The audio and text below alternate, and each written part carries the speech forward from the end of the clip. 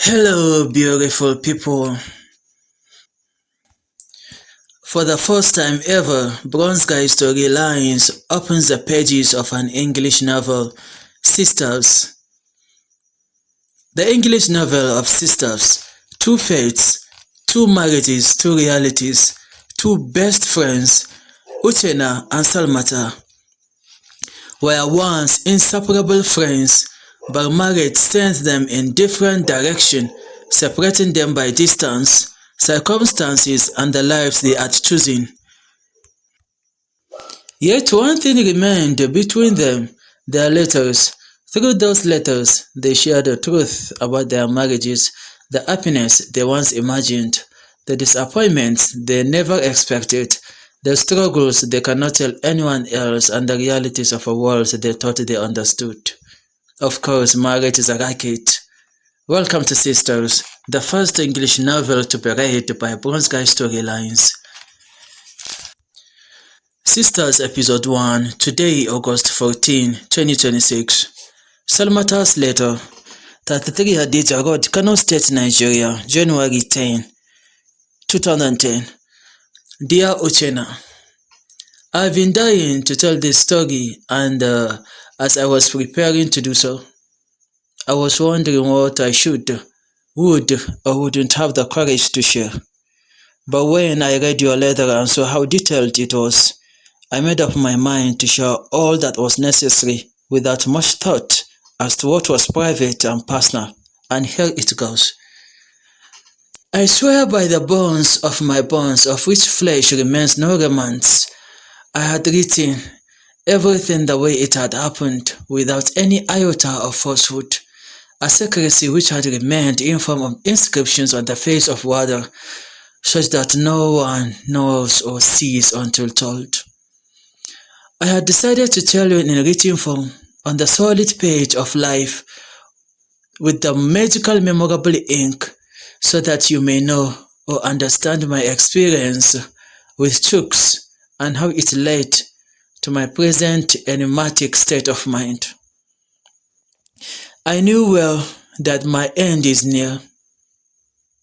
I know that I am far away from young. I know that the present perfect is no more different from the simple past. I know life is transient and would definitely wreck every ship of life with the consuming wind of time. That I have to share my secret with you. I didn't or couldn't marry Gambo. I married Sanusi. It was simple, with prayers, eating, drinking, and other activities. The marriage came to an end.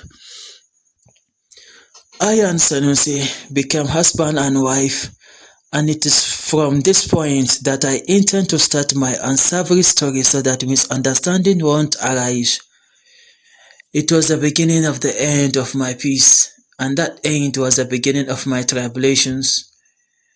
My idiocy started with the thought that everything Sanusi did to me before our marriage would continue, that everything about marriage life was excitement and nothing more. Even if there ought to be something more, Sanusi wouldn't allow it. Yes, that was my belief, which gave me an uninhibited joy to see myself as a successful nuptial woman. But everything changed with the changing of situation, the moving from my house to his house. It was such a usual change anyway, a normal change anyone could understand. As soon as she became a housewife, the change in his house was like slipping from gutter to sewer. I must admit at this point that in the beginning, it was, as it is in all cases, fun, but with time it became extremely unpleasant. Yet I had to accept the unacceptable and agree with the disagreeable. I would be lying if I plunged into my gaudy story without acknowledging the fact that my husband tried in the few early days of our marriage to please me. Yes, but what would he have done? Even at that, I knew he only wanted to persuade me to stay, because then It didn't allow me do much work. It made me contact a trafficker of young girls, or to be more polite, a woman that supplied young girls to work as housemaid from neighboring countries, sometimes even within the country. Her name was Magajia. Magajia had been in the business for quite a long time, as lucky as I was, or maybe. Or so I thought. Magajia provided me a decent and diligent girl. Her name is Ralia. Ralia was brought from Niger Republic. She was in charge of most of the work in the house and she was very active at that.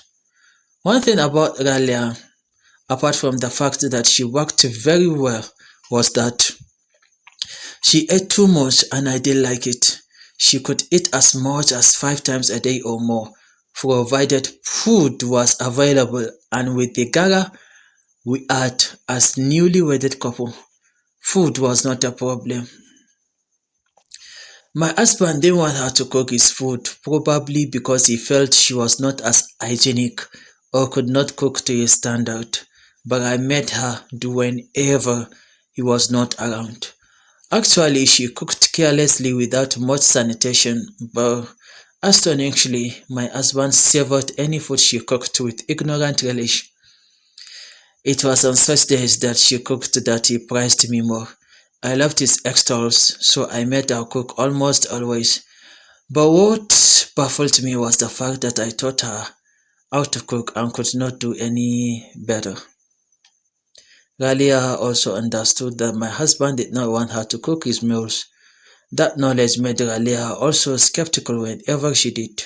But unfortunately, one day, my husband cursed her, or rather cursed me because I made her to do it, and for that reason I was responsible, and because it was my responsibility. My husband vowed to send her away, but I begged and promised it won't happen again. That begging was one of the most unfortunate, lamentable things that happened to me in Sanusi's house. I wouldn't have made such a massive mistake if I knew Ralia's plans, or rather how she ended with me. Well, I didn't know her plan, a subjunctive case, so I vowed it will never happen again. Prior to Ralia's terrible case, I had problem with Sanusi. It started when my mother got me a job at Bayero University, Kano as a secretary. My husband didn't allow me to take that job. He insisted that I mustn't work. He gave me all I wanted, but he had forgotten that he didn't give me all I needed. I wanted to be an independent woman, a woman who would not rely completely on her husband, a woman who could have a say in the family issue, a woman who could help her husband with some of his problems, and so many reasons, all for my husband's benefit. But to my disarray, he would not understand. That led to a serious problem that his parents had to come in. My mother and Sanusi's mother seemed to see things clearer. They knew and understood what I wanted, so they supported me. Otherwise, I would have forfeited that job for my husband's sake. But thanks to Ajia Uwani, Sanusi's mother and mine, I took the job. I started the job also not without some conditions. I must make sure my husband did lack any of his matrimonial necessities. Yes, I must admit that I took good care of him and made sure none of my major roles were discredited. I must also admit that one interesting thing about him, and probably every man, is that they never get pleased, and this made things a little harder for me. My delusion was why my husband couldn't see something that was so self-evident, that everything I was doing was for his own good. I woke up as early as 5 a.m. when the Ladan would call the first prayer to arrange everything in the house and prepare breakfast before I left for work. Although it was not an easy task, but with the help of Ralia, it didn't weigh me down. I had no emotional resistance. I worked with devotion and simply concentrated. I didn't want anything that could make him be deficient in any way, and that fragility enslaved me. The nature of my work was not better than that of Ralia because I was always sent. I served my director with tea in the morning or when he needed it. I answered yes sir to any of his work instructions. What I hardly find myself doing to my husband, that was one of the things my husband detested, but it was my duty as a secretary.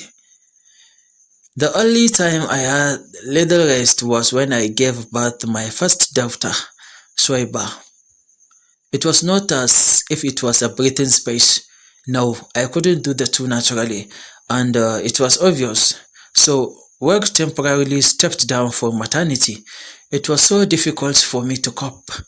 I squarely handed over the house chores to Ralia such that it was no longer a thing.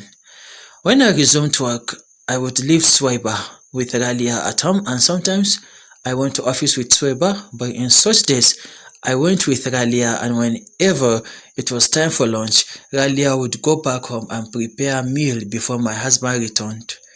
My husband realized that Ralia virtually took care of the house. She cooked the food and was always with the baby unless if it was asleep or breastfeeding. It was too late and he could no longer stop her from all she had been doing. Ralia was already 17 then.